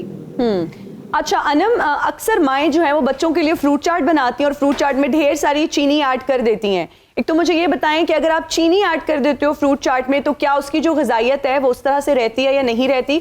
और अगर आप उसमें शुगर ना ऐड करें तो अल्टरनेट क्या है? क्या हनी का इस्तेमाल किया जा सकता है? देखिए, जब हम जो फ्रूट्स हैं उसमें माशाल्लाह से वो उनकी उसमें मिठास भी बहुत अच्छी होती है, उनकी न्यूट्रिशन वैल्यू जो है वो बहुत अच्छी है। इसको हमें इसके साथ किसी हमें स्पाइसेस की, सॉल्ट वगैरह, शुगर की जरूरत नहीं होती है। अल्लाह ताला ने इनका टेस्ट इतना अच्छा बनाया है। तो इसके जो अगर आप फ्रूट चाट ऐड बनाते हैं तो उसके ऊपर आप black pepper and lemon add कर सकते हैं। शुगर या उसके सब्स्टिट्यूट में हनी, गुड़, शक्कर वगैरह कुछ भी इस्तेमाल करने की आपको जरूरत नहीं है। फ्रूट इटसेल्फ बहुत मीठा होता है। अगर हम इसमें चीनी वगैरह ऐड करते हैं हम सिर्फ उसकी कैलोरिक वैल्यू बढ़ा देते हैं। हम बच्चे का सिर्फ टेस्ट जो है वो मीठे के लिए डेवलप कर देते हैं और नेचुरल चीज का जो उसका टेस्ट है वो डिस्ट्रॉय हो जाता है। तो इस तरह ना करें और इसमें इस तरह के स्वीटनर और ये चीजों का ऐड ना करें। हनी भी ना करें उसमें ऐड, हनी भी नहीं ऐड कर सकते। हाँ, आप डेट ऐड कर सकते हैं, खजूर डाल के दे दें बच्चों को। अच्छा। और मीठा वो इटसेल्फ फ्रूट से मीठे है तो आप खजूर साथ ऐड कर दें और वो बच्चों को दे दें। अच्छा अनम, फ्रूट चाट से मुतालिक एक और क्वेश्चन मैं पूछना चाह रहा हूँ कि जिस तरह आपने बताया कि काली मिर्च, नमक या लेमन आप उस पर निचोड़ सकते हैं। अच्छा, ये प्रैक्टिस इसलिए भी की जाती है कि एप्पल कुछ देर के बाद काला होना शुरू हो जाता है, तो जो लेमन है वो उसको काला होने से बचाता है। तो जब आप फ्रूट चाट बनाएं तो उसको कितनी देर में कंज्यूम कर लेना चाहिए? देखिए, फ्रूट चाट ऐसी चीज, फ्रूट जो है वो पेरिशेबल आइटम है। इसको अगर हम कट करते हैं तो इसको हम ज्यादा देर तक कटे हुए फ्रूट को नहीं रख सकते, तो इसलिए इसको कोशिश करें कि with in half an hour आप उस फ्रूट चाट को इस्तेमाल कर लें, और आपने या फिर जब आपने खानी है उस टाइम पे फ्रेश फ्रूट्स कट करें और उसको फ्रेश मिक्स करें और फ्रेश खाएं। ज्यादा से ज्यादा हाफ एन आवर के लिए रखें, उससे ज्यादा आप इसको ना रखें। ठीक है अनम, एक और मेरा आखिरी सवाल आपसे ये है कि कौन से ऐसे फ्रूट्स हैं, एक ये भी परसेप्शन है कि रात को कुछ फ्रूट्स नहीं खाने, जिस तरह से सेब के बारे में कहा जाता है कि आप रात को नहीं खा सकते, तो क्या कोई ऐसे फ्रूट्स हैं जिनको रात को कंज्यूम करना is not good for health? देखिए, ऐसे फ्रूट्स में ऐसा कुछ नहीं है कि जिसको हम कहें रात को नहीं खाना या दिन में खाना है। हाँ, देखिए, जो हमारे ओल्डर एज जो लोग हैं, बुजुर्ग अफराद हमारे घर में मौजूद होते हैं, उनके लिए ये होता है सिर्फ कि रात के टाइम में उनका मतलब, क्योंकि एज के साथ साथ उनका डाइजेस्टिव सिस्टम थोड़ा स्लो डाउन हो जाता है, तो अगर जैसे सेब है तो उसका जो छिलका है उसको हजम करने के लिए बॉडी को टाइम लगता है, तो उनमें क्योंकि प्रोसेस बहुत स्लो डाउन होता है, तो इसीलिए जो बुजुर्ग लोग हैं उन लोगों को कहा जाता है रात के टाइम इस तरह के फ्रूट्स हैं वो ना खाएं, ताकि वो फिर बदहजमी की तरफ लेके जाते हैं। उन लोगों को गैस का इशू हो सकता है या उनको इरिटेबिलिटी रहती है रात भर, तो ये सिर्फ उन लोगों के लिए। अदरवाइज जो यंग लोग हैं, जो बच्चे हैं, एडल्ट्स हैं, उनके लिए रात में भी वो फ्रूट खा सकते हैं, कोई इशू नहीं है। बल्कि फ्रूट हमारे पास जंक फूड से अच्छा ऑल्टरनेटिव है। रात को वो लोग जो मंचिंग करते हैं, जिनको बेजा वक्त भूख लगती है और खाने की आदत है, जो हम fast food, burger, pizzas order करते हैं, तो उस टाइम पर उनके लिए, हमारे एडल्ट यंग जनरेशन के लिए जो एडवाइस है कि वो फ्रूट्स ले लिया करें। अच्छा, क्विकली जरा बस ये बता दें कि ये भी कहा जाता है कि खाने के बाद फ्रूट ना खाएं। बिल्कुल, ये क्यों कहा जाता है? एक तो वेट गेन करता है तो खाने के बाद फ्रूट, क्योंकि ऑलरेडी कैलोरी वाला फूड हम खा चुके होते हैं, और दूसरा अगर कोई डायबिटिक पेशेंट है तो अगर वो खाने के बाद फ्रूट खाएगा तो उसकी शुगर लेवल रेज हो जाएगी, तो इसीलिए वेट वॉचर्स के लिए वेट गेन करेगा, डायबिटिक पेशेंट के लिए शुगर बढ़ाएगा, इसीलिए इसको खाने से पहले इस्तेमाल। बिल्कुल सही। मंजूर साहिबा, thank you very much for joining us, और मेरा ख्याल है कि हमने एवरी पॉसिबल क्वेश्चन पूछ लिया टाइम में, और बार-बार प्रोड्यूसर साहब कह रहे हैं कि ब्रेक ले, और सवाल और भी ज़हन में थे, लेकिन हम जरूर इस पर मजीद भी बात करते रहेंगे जनाब। तो अभी लेते हैं एक ब्रेक, और ब्रेक के बाद देखते रहिए सुनो पाकिस्तान, सबकी हर बात। एक बार फिर खुशामदीद, आप देख रहे हैं सुनो पाकिस्तान। तो जनाब, अब हम बात करेंगे मेहनत की, हिम्मत की, हौसले की, क्योंकि हमारे मुआशरे में बहुत सी ख़वातीन ऐसी मिसाल बन चुकी हैं हिम्मत और हौसले की, जिन्होंने मेहनत को अपनाते हुए अपनी मुश्किल ज़िंदगी को बहुत आसान बनाया, अपने बच्चों के लिए एक रोल मॉडल बनी, और मेहनत करके वो इस मुआशरे में अपना एक मकाम बना रही हैं। ऐसी ही एक खातून हैं शाजिया इरशाद, जो कि रिक्शा चलाती हैं, और उनके शौहर भी ड्राइवर हैं, लेकिन उन्होंने खुद भी, उनकी 4 बच्चियां, और उन्होंने ये डिसाइड किया कि वो रिक्शा चलाएंगी। एक मुश्किल काम है, मर्द हजरात जो हैं वो ज़्यादा रिक्शा चलाने वाला, लेकिन उन्होंने रिक्शा चलाने का फैसला किया, और बिल्कुल बच्चियों को पालने का फैसला कैसा था। लेकिन आजकल वो रिक्शा नहीं चला रही, क्या वजह है, क्यों नहीं चला रही, उससे पहले आपको दिखाते हैं एक तफसीली रिपोर्ट, फिर उनसे बात करते हैं।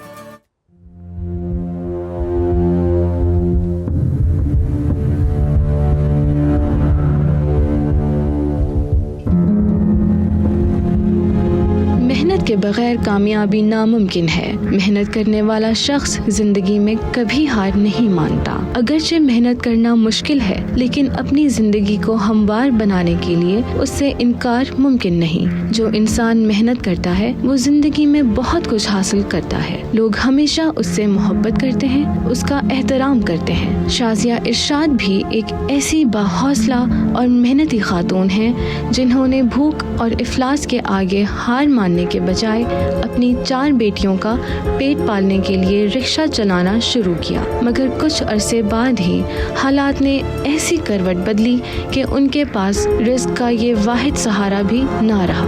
ये कैसे हुआ, सुनते हैं उन्हीं की जुबानी।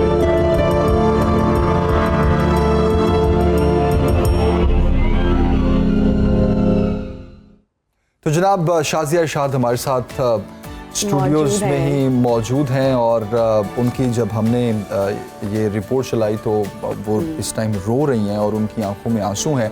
पहले तो उनसे ये पूछते हैं कि वो क्यों रो रही हैं? आपकी तो इतनी आप आज तो एक स्माइल रोल के मॉडल साथ, है। इतनी पॉजिटिव एनर्जी के साथ आप आई हैं, आप क्यों आप दीदा हो गई हैं, क्यों रो रही हैं आप?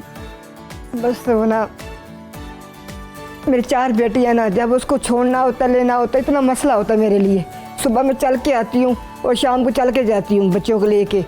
तो अब सुबह मेरी बेटी यही कह रही थी, मम्मा हमारा रिश्ता कब आएगा, कि हम कब अपने रिश्ते पे जाएंगे, कि हम क्या मतलब कहाँ है? आपका रिक्शा चोरी हो गया हमारा। चोरी हो गया आपका जी रिक्शा? चोरी हो गया।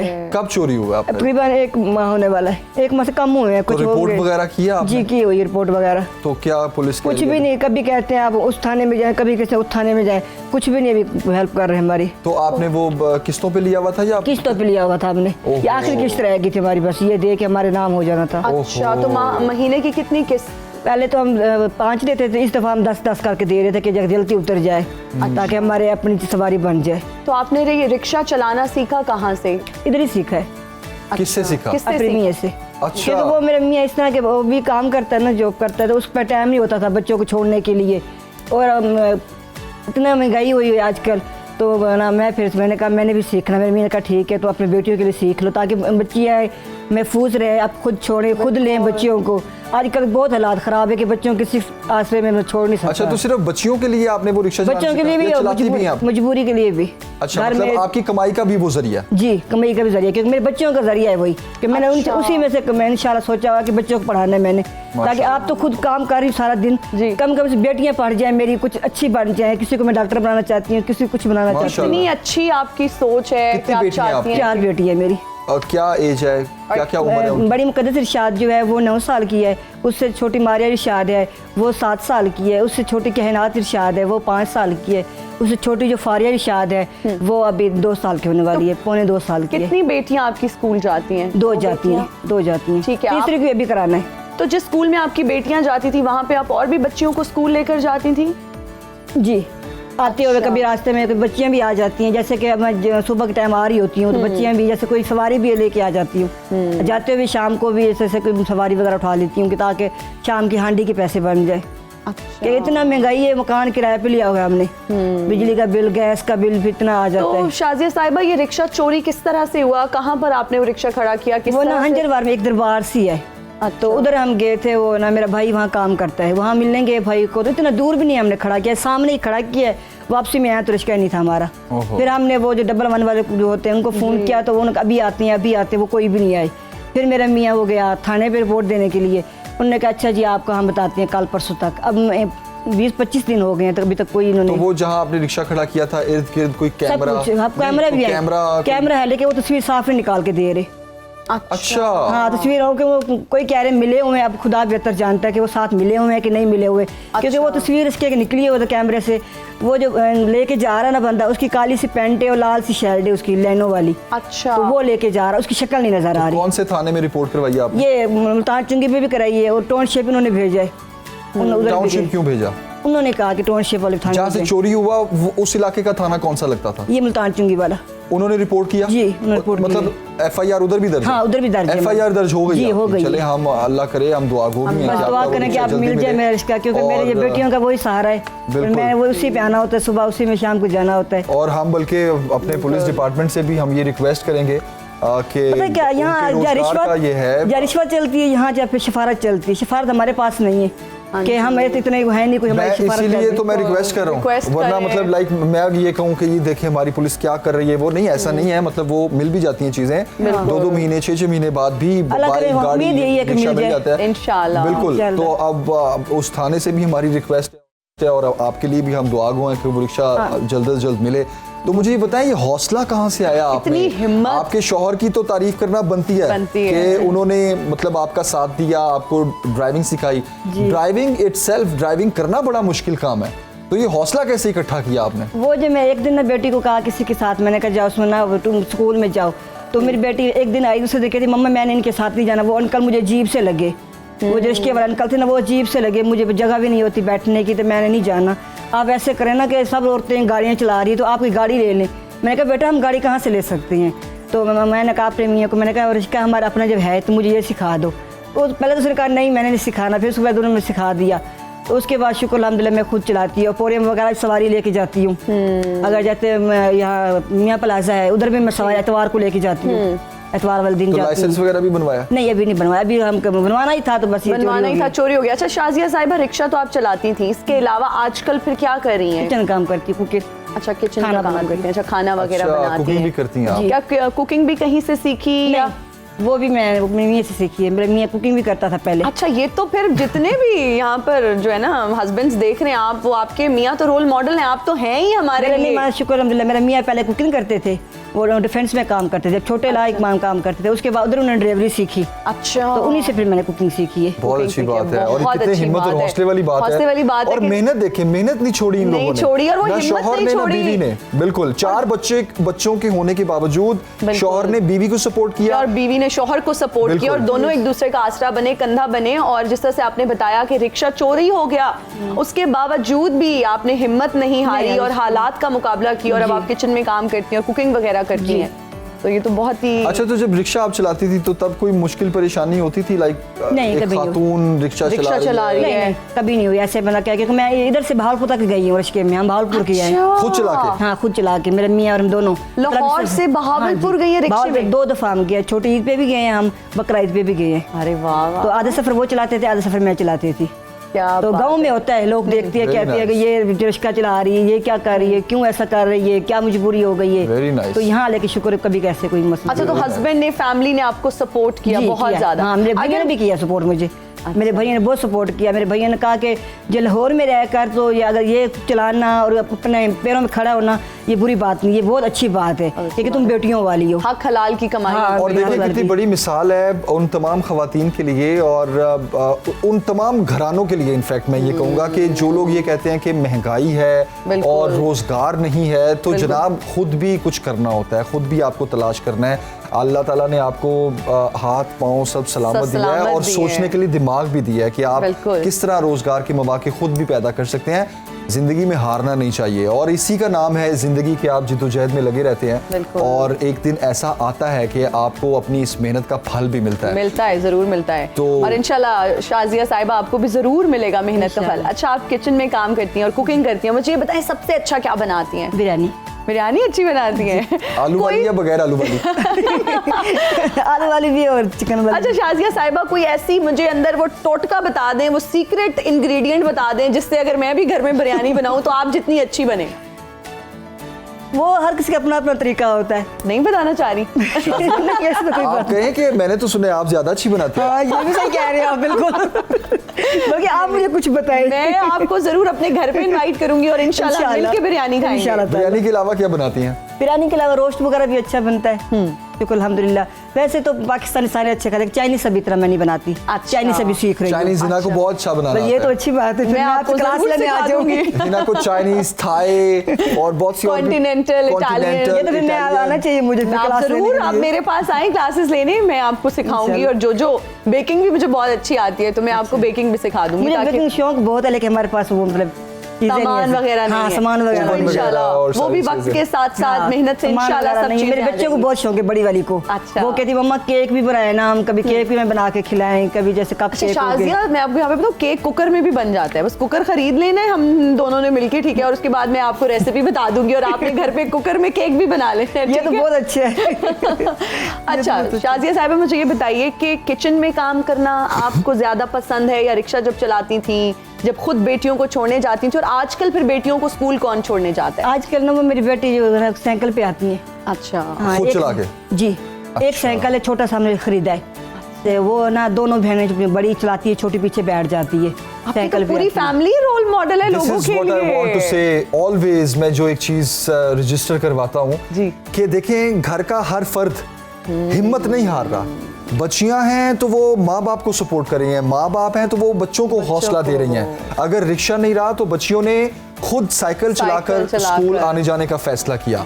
तो इसी चीज की हमारे मुआशरे को जरूरत है कि हमें अगर आगे बढ़ना है तो हमें मेहनत करना है। बिल्कुल। और मैं बहुत अप्रिशिएट करना चाहूँगा आपको। और आप देखें कि माशाल्लाह जब वो बच्चियाँ पढ़ लिख जाएंगी और जब वो माँ बाप का नाम निकल आएंगी इस सतह से कि जहाँ पे उनको कुछ चीज़ें फेस करना पड़ती है, मैं मतलब लाइक खुल के इस पर बात नहीं करना चाह रहा, हमारे मुआशरे के बड़े अलमी हैं कि छोटे तबके को जिस तरह से ट्रीट किया जाता है, उनको जिस तरह से बर्ताव और बुलिंग और इनइक्वालिटी और जस्टिस में भी इन सारी चीज़ों में जो उनको फेस करना पड़ता है, तो जनाब यही हिम्मत और हौसला चाहिए। जब इंशाल्लाह आप निकल आएंगे इस चीज़ से तो फिर जिंदगी जीने का, एंजॉय करने का मज़ा भी आएगा। बस आप दुआ करके मेरी बेटियाँ पढ़ जाए। मेरी बेटियाँ जो पढ़ना चाह रही हैं, मेरी बेटियाँ वो यही कहती है कि मम्मा आप जो हम देखते हैं रात को आप लेट काम करके आती है, रात को मैं 7-8 बजे कभी 10 भी बज जाती है कुकिंग करके जब जाती हूँ, तो मेरी बड़ी बेटी रोती है, कहती है मम्मा मेरा दिल कहता है कि आप टाइम पे घर रहें, क्योंकि मैं बीमार रहती हूँ, मेरे जिगर का मसला है, तो मैं इतनी दवाइयाँ खा के काम करना, तो वो यही रोती है कि मम्मा के अल्लाह ताला हमें ना इतना कुछ दे कि हम अपना काम करें, अपना मतलब कुकिंग वगैरह ना करें, अब किसी का काम करने ना जाए। रात को लेट आती है, जब मैं सोती हूँ बच्चे मेरे भूखे सो जाते हैं, जब मैं रात को जाती हूँ 7 बजे, कभी 8, कभी 10 बजे, तो मेरे बच्चे सोए होते हैं भूखे। तो आप पूछे भी उस दिन में मेरे दिन क्या गुजरी होती है कि जब सारा दिन मैं काम इस बेटियों के लिए कर रही हूँ और मेरी बेटियाँ ही भूखी सो जाए। शाजिया आपके लिए ढेरों दुआएं और इसी तरह अल्लाह ताला आपको और आपके घर वालों को इसी तरह हिम्मत और हौसले में रखे और आप इस तरह मेहनत करते रहें। बहुत शुक्रिया आपका। और यहाँ पर मैं शाजिया को एक हक देना चाहूँगी भाई, और माशाल्लाह वेरी स्ट्रॉन्ग। Thank you. आप इतनी ख़वातीन के लिए रोल मॉडल हैं और आप जिस तरह से अपनी बेटियों को पढ़ा लिखा रही हैं, इतनी खुशी हुई मुझे आपसे मिलके। हमें आप जैसी माओं की ज़रूरत है, आप जैसी बहनों की ज़रूरत है, आप जैसी ख़वातीन की ज़रूरत है। मैं तो यही कहूँगी कि अपने बच्चों को पढ़ाएं, खुद है ना मेहनत करें रात दिन, वो अच्छा है। किसी से भीख मांगना, जो चोरी करना, ये बुरी बात है। जो कमाएं, अपने पैरों में खड़े हों, अपने लिए कुछ करें, बच्चों के लिए कुछ करें, ताकि अपने बेटियों के लिए कुछ करें। बहुत खूबसूरत मैसेज दिया भाई आप हमारे लिए। बाद में वो देखिए कि लोग मांग रही हैं, भी कर रही हैं, इससे अच्छा कि इंसान खुद मेहनत करे। रात में हर मेहनत है, मजदूरी हर तरह की मजदूरी है, चाहे कोई भी काम कर। शाजिया बहुत शुक्रिया आपका। और एक ब्रेक लेते हैं जनाब, ब्रेक के बाद वापस आते हैं। और शाजिया की एक बात बहुत अच्छी और खूबसूरत मुझे ये भी लगी कि इन्होंने ये कहा कि जब ये रिक्शा चलाती थी तो इनको कोई भी मुआशरे में कोई भी मुश्किल फेस करना नहीं पड़ी। लाइक ये जो एक्सेप्टेंस लेवल है ये भी हमें हमारे मुआशरे में एक्सेप्ट करने की ज़रूरत है। एक ब्रेक लेते हैं जनाब, ब्रेक के बाद हाजिर होंगे। And we are right back after the break. You're watching सुनो पाकिस्तान और हम बात करेंगे क्रिकेट की। बिल्कुल, T20 वर्ल्ड कप की बात करेंगे जनाब। और जहां क्वालिफाइंग राउंड्स जारी हैं वहीं वार्म अप मैचेस भी जारी हैं। वार्म अप मैचेस को प्रैक्टिस मैचेस का नाम भी दिया जा रहा है क्योंकि वो टीम्स जो वार्म अप मैच खेल रही हैं वो अपनी टीम में कुछ चेंजिंग्स कर रही हैं और वो मैच खेलने के बाद उनके तजुर्बात किस हद तक सही साबित हो रहे हैं या इसी प्लेइंग 11 के साथ वो अपने जो बाकायदा मैचेस शेड्यूल है वो खेलेंगे या नहीं। जिस तरह इंग्लैंड का मैच हुआ पाकिस्तान के साथ और आज पाकिस्तान और अफगानिस्तान का ये वार्म अप मैच है। तो इरफान ज़हीर साहब हमें ज्वाइन कर चुके हैं स्टूडियो में। Thank you very much Irfan साहब, गुड मॉर्निंग, कैसे हैं आप? अल्हम्दुलिल्लाह जी। आज हो रहा है फिर मैच पाकिस्तान अफगानिस्तान का या नहीं? सुनने में आ रहा है बड़ा ठीक ठाक र्यूमर है कल से सोशल मीडिया के ऊपर। आपको पता है एक ऐसा मीडियम बन चुका है सोशल मीडिया के, कुछ उसका पता नहीं चलता। और वो एक न्यूज़ पीसीबी चेयरमैन रमीज राजा की तरफ से सोशल मीडिया पे कल से वायरल है कि उन्होंने रिफ्यूज़ कर दिया खेलने से पाकिस्तान के साथ वार्म अप। हाँ, उन्होंने लास्ट टाइम हमारे प्लेयर्स के साथ अब्यूजिव लैंग्वेज यूज़ की थी तो हमने इनके साथ नहीं खेलना। तो वो और लोगों का 90% जो मैं कमेंट्स देख रहा था वो यही था कि बड़ा अच्छा डिसीजन है। और इसी की तरह इसको चले रिलेट कर लेते हैं भारत के साथ भी। कल भारत ने फिर पाकिस्तान अपनी टीम भेजने से इनकार कर दिया और उन्होंने कहा जी न्यूट्रल वेन्यूज़ पे खेला जाए। मेरा ख्याल है कि स्पोर्ट्स जो है वो रिलीजन से, पॉलिटिक्स से बियॉन्ड है। और एक ऐसी चीज़ है जो आपकी नेशन को, जहाँ आपके कंट्री में यूनाइट करती है, ओवरऑल दुनिया को भी यूनाइट करती है। तो अगर आप इसी तरह की पॉलिटिक्स और रिलीजन को इसमें लेके आएंगे तो मेरा ख्याल है जो स्पोर्ट्स की ब्यूटी है, स्पिरिट है, वो आप उसको डेंट कर रहे हैं कहीं ना कहीं। तो मेरा ख्याल है कि भारत को जो इतने वो रेसिज्म के अंदर आगे चले गए हैं वो मेरा ख्याल है उनको दोबारा एक दफा। अच्छा, बीसीसी कई दफा कर चुका है ये, हर दफा, इससे पहले भी हर दफा। अच्छा, फिर करते क्या है, एक दफा तो पाकिस्तानी मीडिया ने पकड़ लिया इस चीज को, ठीक है, वो असेंबलीज तक चले गए। असेंबलीज तक चले गए और वहां से वजारत दाखिला का कोई ऑर्डर आ गया और नहीं जी हम नहीं टीम भेज रहे। तो इस हद तक चले जाते हैं। देखिए Extreme हो जाते हैं, ना, बिल्कुल। आईपीएल के अंदर जब स्टार्ट हुआ था आईपीएल और हमारे 2-3 सीजन में जब प्लेयर्स खेले तो उसकी व्यूवरशिप और अब की व्यूवरशिप में जमीन आसमान का फर्क है। क्योंकि आप कभी भी पाकिस्तान को साइडलाइन नहीं कर सकते। बिल्कुल। और जो हमारे प्लेयर्स के साथ एक इन्हेंसमेंट होती है इस चीज़ की, जैसे पाक इंडिया मैच की बात करें तो दुनिया में सबसे ज्यादा देखे जाने वाला ये मैच बन चुका है। बिल्कुल। और इसमें अगर देखें तो 2017 का जो चैंपियन ट्रॉफी का फाइनल था वो फीफा के वर्ल्ड कप से भी ज्यादा उसकी व्यूवरशिप थी। Exactly. और अभी भी जिस तरह जो पाकिस्तान इंडिया का मैच आ रहा है विद इन 5 मिनट सारी टिकट सोल्ड आउट हुई। तो इतना बड़ा अब जब क्रेज है तो इतनी ज्यादा पूरी दुनिया के साथ जाती है कि उनको खेलने से अच्छा, आपने टिकट्स का जिक्र किया कि वो 5 मिनट में विंडो ओपन हुई है और सारी टिकट्स बिक गई। तो जनाब हॉलीवुड स्टार्स जो है स्टार्स भी है उस पे कमेंट कर रहे हैं और वो अपनी मूवी की प्रमोशन के लिए पाक भारत टाकरे का सहारा ले रहे हैं। मेरा ये सेंटेंस था, हिना क्या कहती है, I don't know. Pak Bharat Thakare की हॉलीवुड में भी गूंज। लेकिन वो मूवी भी ये जो आईब्रो लिफ्ट आपने किया ये इतना परफेक्ट नहीं था, बट ओके। अच्छा, मूवी भी प्रमोट कर रहे हैं साथ साथ। अच्छा, इरफान रॉक वाला आई लिफ्ट तो नहीं हो सकता। रॉक का कहना है कि it's more than a cricket match, क्या कहेंगे? देखिए ये खुद ही इन्होंने राइवलरी इतनी ज्यादा बढ़ा दी है। अब देखें ना, कभी कभार जैसे इंटरनेशनल इवेंट्स के अंदर आप किसी आईसीसी के इवेंट्स के अंदर अब खेल रहे हैं, हम न्यूट्रल जो वेन्यूज पे खेलने को भारत तैयार होता है और इवेंट के अंदर खेलने को तैयार होता है। अगर अच्छा आपको इतना ही ज्यादा पाकिस्तान से प्रॉब्लम है तो आईसीसी इवेंट्स में भी ना खेलें, इधर आप खेलने को तैयार हो जाते हो और जब वो बायलैटरल सीरीज की बारी आती है उधर आप रिफ्यूज करते हो क्योंकि आप पाकिस्तान को फाइनेंशियल डेंट करना चाहते हैं। और इधर आपको लगता है कि हमारे पॉइंट्स बड़े इंपॉर्टेंट है, हम अगर रिफ्यूज करेंगे तो वो पॉइंट्स पाकिस्तान को चले जाएंगे। एक चले उसमें अच्छी चीज़ ये भी है कि उससे इंटरेस्ट और ज़्यादा डेवलप होगा।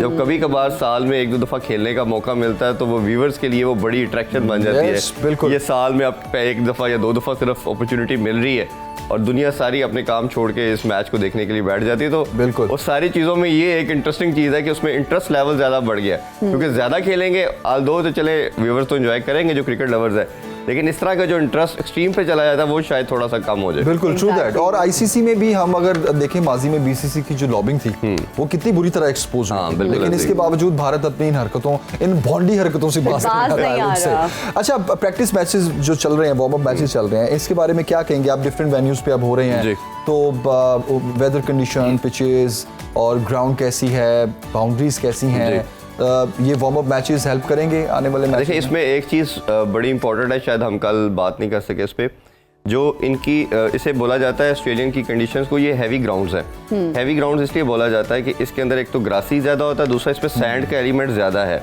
दूसरी जो एशियन कंडीशन या इंग्लैंड की कंडीशन के अंदर वो सैंड का एलिमेंट कम है। इस पर यह है कि आप फटीगनेस भी आपको ज़्यादा आती है, आप थकते ज़्यादा हो, भागने में आपको थोड़ी सी एफर्ट ज़्यादा लगानी पड़ती है। ये कुछ टेक्निकल चीज़ें हैं, आपको कैप्टन को अपने जो फील्डर्स हैं वो बड़े अच्छे तरीके से यूटिलाइज करने पड़ते हैं कि बाउंड्री का फील्डर्स कौन सा है, जो भाग कौन ज़्यादा अच्छा सकता है, क्योंकि भागना काफ़ी ज़्यादा पड़ेगा आपको बाउंड्री के फील्डर्स को, क्योंकि डिस्टेंस काफ़ी ज़्यादा है आपकी बाउंड्रीज का, तो उसको कवर करने के लिहाज से अच्छा किसकी मूवमेंट राइट साइड पे अच्छी है, किसी की लेफ्ट साइड पे अच्छी है, ये इतनी छोटी छोटी बारीक चीज़ें हैं जो आपके कैप्टन को फोर्स ही करनी चाहिए पहले बिफोर मैच के, इस तरह मैंने पॉइंट आउट करना है। और फिर इवेंचुअली ये आपको रिजल्ट पे भी मैटर करता है। और जैसे कैचेस के अंदर बड़ा प्रॉब्लम हमें आ रहा है पर्टिकुलरली, और डे लाइट के अंदर और तरह की कैचिंग होती है, रात के time under the lights different है, बिल्कुल उसकी प्रैक्टिस होनी चाहिए। और दूसरा हमने कल भी बात की कि आपको अपने ओपनिंग पेयर को थोड़ा सा रेस्ट करके आपको या बाबर को 3 पे आके थोड़ा सा एक ट्राई आउट करना चाहिए। ऐसी चीज़ें जिस पर कंटिन्यूसली बात हो रही है, मुझे नहीं समझ आती कि ये थिंक टैंक अपनी ईगो का मसला क्यों बना लेता है। आप देखें आपके पास एक प्लान है तो ऑलरेडी आप एग्जीक्यूट कर रहे हो उसमें, लेकिन आप कहीं ना कहीं फंस रहे हो, तो आपको ट्राई ये करना चाहिए कि आप प्लान बी के साथ आओ, उसको देखें। अगर लेट्स अज्यूम वो नहीं सक्सेसफुल होता, वापस अपने पहले प्लान पे आ जाए। और आपका यही मकसद ऑब्जेक्टिव क्या है प्रैक्टिस मैचेस का, या जो टीमें पाकिस्तान से भी पहले आई हैं इन कंडीशन के अंदर, वो यही कुछ कर रही हैं कि आके अपनी इन कंडीशन से कस्टमाइज भी हो रही है और डिफरेंट अपने जो प्लेयर्स हैं उनको डिफरेंट रोल दे के चेक किया जा रहा है कि किधर सक्सेसफुल रह सकते हैं, क्योंकि क्रिकेट के अंदर मोमेंटम बहुत मैटर करता है। एक तो जेलिन होना आपके प्लेयर्स का तमाम का आपस के साथ, और दूसरा मोमेंटम जब आप गेन कर जाते हो तो फिर आपकी ऑटोमेटिकली एक मूव अपवर्ड्स चलती है। तो मेरा ख्याल है कि बाबर के ऊपर ऑनस सारा आता है, क्योंकि अब सारी की सारी अथॉरिटीज लास्ट कोई 6-7 मंथ है बाबर को दे दी गई हैं। कोच को भी रोल होता है बट कोच का इतना रोल नहीं है, क्योंकि बाबर का पहले यही था कि जी मुझे अथॉरिटीज नहीं है, कोई सारी गेम प्लानिंग करता है, तो जब उसका ये गिला था तो उनको ज़्यादा ये सारी अथॉरिटीज दे दी। अच्छा, जो अभी प्रैक्टिस वार्म अप मैचेस चल रहे हैं, जिस तरह आपने वेदर कंडीशंस की बात की और पिचेस की खास तौर पे, अच्छा ग्राउंड्स, अब यू राइट कि वो पूरा साल कभी रग्बी हो रही होती है, कभी फुटबॉल हो रहा होता है, तो वो क्रिकेट के लिए तो बहुत कम यूज होता है। तो जब अब ये वर्ल्ड कप हो रहा है तो उसमें अब पिचेस बनाई जा रही हैं, सैंड एलिमेंट बहुत ज्यादा है, जोर बहुत लगेगा, जान बहुत लगेगी। इसको रिलेट करें अगर पाकिस्तानी टीम की परफॉर्मेंस के साथ, जो लास्ट मैचेस हुए, जो लास्ट सीरीज पाकिस्तान खेला, ट्राई सीरीज भी, और उसके बाद उससे पहले इंग्लैंड की टीम भी आई, आपको हमारी टीम फॉर्म में लग रही है? देखिए, मैंने कल भी शायद ना उससे हम बात कर रहे थे कि मोस्ट अनप्रेडिक्टेबल टीम है। जब ये बहुत बुरा खेल रहे हैं तो आपको कुछ ऐसा करके दिखा देंगे जो शायद किसी ने नहीं किया, जब अच्छा खेल रहे हैं एकदम ये कोलैप्स भी कर जाते हैं। तो टीम ठीक है, सिर्फ थोड़ी बहुत चेंजिंग करनी है। बॉलिंग हमारी, मेरा ख्याल है अभी भी मानना ये है कि जितनी भी टीम्स हैं, बॉलिंग लाइनअप हमारी सबसे बेस्ट है इस टाइम पे। शाहीन के आने के साथ वो और एलिवेट कर गई है और इनहेंस कर गई है उसकी। हाँ, यस, शाहीन इज बैक। हाँ, शाहीन इज बैक। तो वो जो इस तरह हमारा बैकबोन था बॉलिंग के अंदर, और खास तौर पे जो उसकी खूबसूरती है कि 80% मैचेस के अंदर वो पहले ओवर में विकेट ले लेता है। ये एक बड़ी बहुत बड़ी यूनिकनेस है। आप देखें ना कि दूसरी ओपोजिशन के ऊपर क्या प्रेशर जाता है कि इसने पहले ओवर में कोई ना कोई विकेट ले लेनी है हमारी। तो ये एक इतना बड़ा पाकिस्तान के पास प्लस पॉइंट है कि फिर आपके पहले ओवर में जब विकेट गिरती है तो दूसरी टीम को समहाउ रिकवर करने में टाइम लगता है। और जिस तरह की हारिस रऊफ फॉर्म में आ चुके हैं, ये बड़ा एक अच्छा साइन है। पहले वो बहुत ज़्यादा रन्स कंसीड करते थे, और अभी जब देखा कि जब से शाहीन 2-3 सीरीज में नहीं थे अवेलेबल, वो सारे का सारा बर्डन उन्होंने अपने पे लिया, और क्या खूबसूरत तरीके से उन्होंने उस बर्डन को निभाया, और अब वो रन्स कंसीड करने के साथ विकेट टेकर भी बन चुके हैं। तो मेरा ख्याल है कि बड़ा अच्छा कॉम्बो बनेगा शाहीन और हारिस रऊफ का। और स्पिनर भी हमारे नवाज और शादाब दुनिया के नंबर 1 स्पिनर्स के अंदर आते हैं। तो मेरा ख्याल है कि अच्छा कॉम्बिनेशन है। सिर्फ प्रॉब्लम हमें आएगा बैटिंग के अंदर। बैटिंग के अंदर भी बैट्समैन भी सारे अच्छे हैं, बुरा मैं नहीं किसी को कहूँगा, बट स्ट्राइक रेट हमें बॉदर करता है। हमारा जो खेलने का मेथड है वो थोड़ा स्लो है, इस पे थोड़ा सा वर्कआउट करने की जरूरत चाहिए, एग्रेसिव होने की जरूरत है। अच्छा, उसमें मैं एक चीज़ अक्सर सोचता हूँ कि आप लेट्स सपोज जैसे एशिया कप के हम फाइनल की बात बार बार कर रहे हैं, आप कोई भी टीम से मैच हारते हो, अच्छा आप कर क्या रहे हो, इनका जो स्टेट ऑफ माइंड नज़र आता है अपनी टीम का, कि एंड तक लेके जाए और एंड में पावर हिटर आके मैच को फिनिश करे। अगर लग गई तो चले आप जीत जाते हैं, ना लगे तो आप हार जाते हैं। स्ट्रेटजी बना ली इन्होंने।